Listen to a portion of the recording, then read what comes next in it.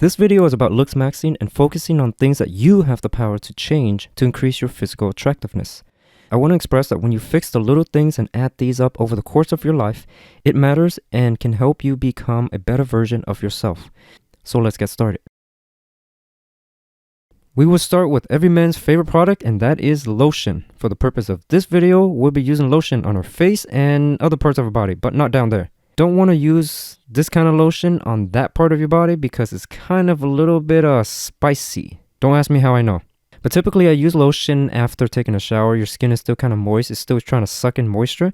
Next up, we have sunscreen. Okay, if you're not using sunscreen, you should be using it daily every time you go out in the sun, even if it's not sunny. If you don't use sunscreen, you're going to be 30 or 40 looking like you're 60, 70. You don't need to use a lot because if you do, you're going to look like Casper the Ghost. My one caveat about sunscreen is that you have to make sure to test it so that you don't get any sort of allergic reaction like this. It depends from person to person, so every time you get a new product, you want to use a little bit, like a pea-size amount. Test it on your body somewhere where people can't see it, and if you happen to get allergic reaction there, well, it's not a big deal. You just wait it out until it heals itself. CeraVe is the one that's not very greasy at all. You can put it on your face. For the facial wash, I do tend to switch, and it's just a preference. You can use the hydrating cleanser or the foaming cleanser from CeraVe. I don't know how to pronounce it. The foaming cleanser does tend to dry out your skin just a little bit more than the other hydrating cleanser. Although that's, of course, it's going to depend on your skin and how much you use it. But just once in the morning and once at night, and that's it.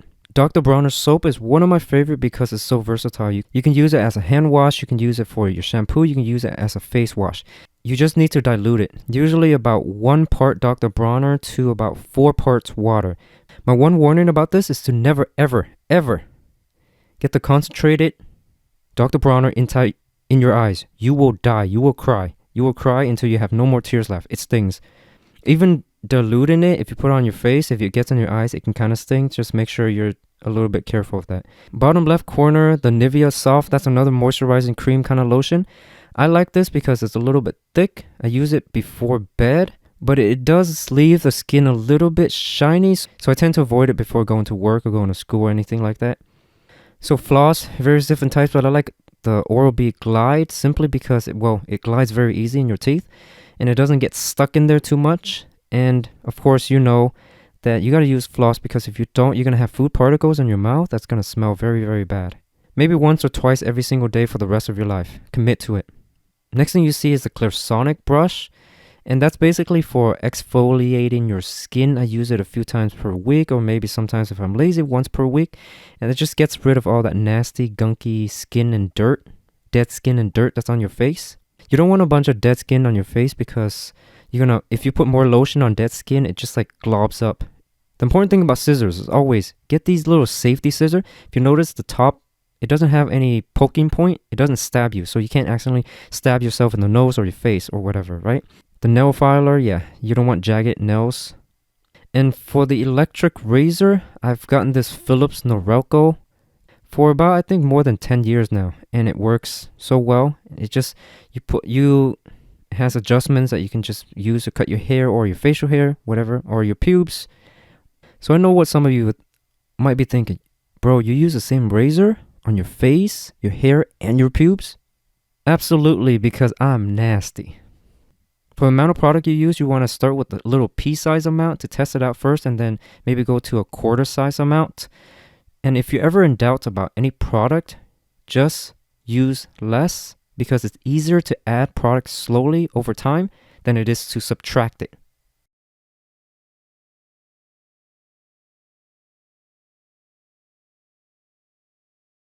Hair. So depending on the person, hairstyle can really change the way you look. If you have a very large head like mine and a very large forehead, we call that a 5 head, then you've got to pay attention to the kind of hairstyle you do.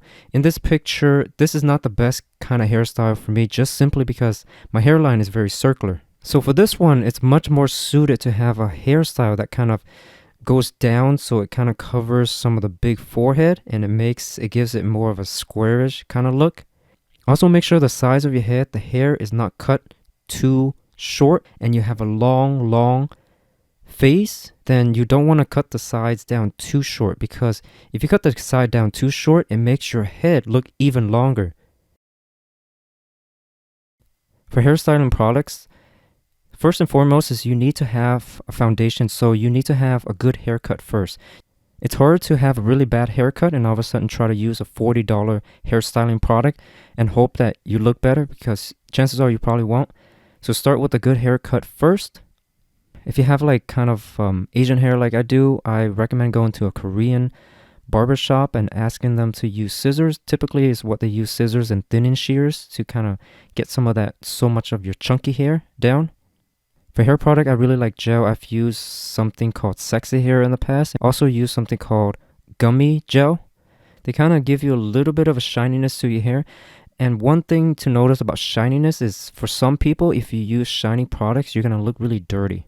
And then for some people, you need a product that gives you a matte kind of look. So you have to test it out for yourself. So eyebrows. Although you can't really do much in terms of fixing your eyebrows, you just have to consider that if you have a lot of arch on your eyebrows, then you might want to consider kind of plucking the arch, because men typically have masculine eyebrows that are more straight and women have more of a curve at the very top. That's a more of a feminine thing.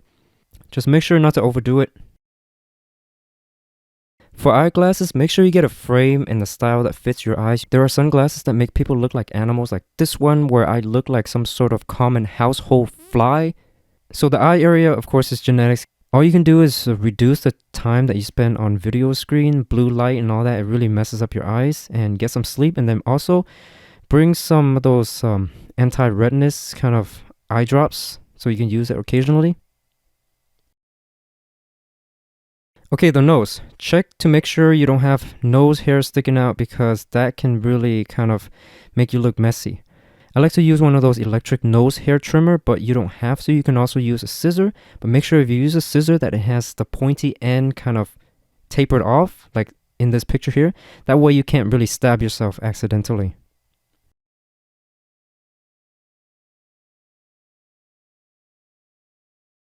And the ears. Ears is something that if you make sure you look in the mirror, because a lot of guys have really nasty strands of hair kind of sticking out. So make sure you trim those right there. Lips and teeth. Probably one of the most important areas on your face, but you can also change it, unlike height, which you can't. When I was younger, I had a really bad bite and teeth wasn't so good. So it took me probably like 7 years to save up money to get braces. So that was a game changer. So for your lips, guys, very important. Make sure it's not dry and crusted. I've seen a lot of guys, I don't know why, their lips, they just leave it and it's dry and crusted and it looks like they've been through the desert.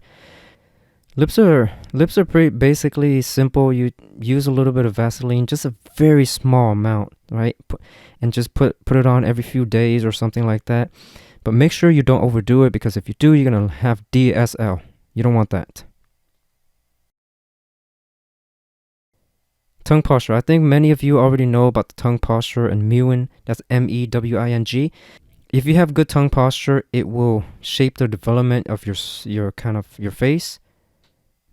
Tongue. A lot of people do brush their teeth every day, but one thing they forget is to brush their tongue, and that's where the majority of the bacteria and the nasty gunk. So I like to use a tongue scraper, but I like the one specifically. It's called Oral Brush, simply because it's soft but it's not too hard, and you can use that to reach all the way in the back. So the neck and the trapezius muscle area, you'll see here that there's quite a difference between a guy that has a decent sized neck versus a guy with a very thin kind of neck. If you have a skinny neck, you got to work it out. Otherwise, you're going to be out of proportion. In these two pictures, it's the same person, right? But you'll see that it's very different in terms of the look. One guy looks, has some masculine frame there, and the other guy, the neck is so skinny, he looks very weak.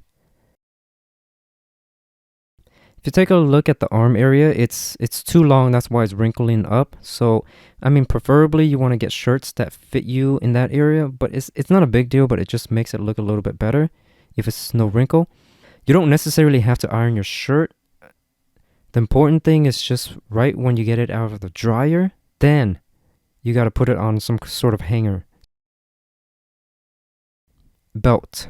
Some of my favorite belts are the ones that you can fully adjustable. It has the little notch right down to centimeters. I'm not particularly fond of belts where you put the little kind of stick through the little hole because it's hard to make adjustments at centimeters and millimeters. At the bottom area where your pants meet your shoes, there shouldn't be too much crease there, because if there's too much crease, it also looks messy. And the reason, of course, why it creases is because it's too long.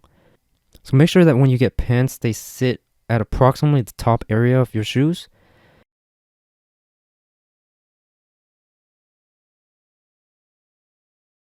In terms of clothes, if you're ever in doubt, t-shirt and jeans, casual shoes like these right here, and the more fit you are in terms of your muscular body, your physique, the better your clothes look. You can be fit and muscular.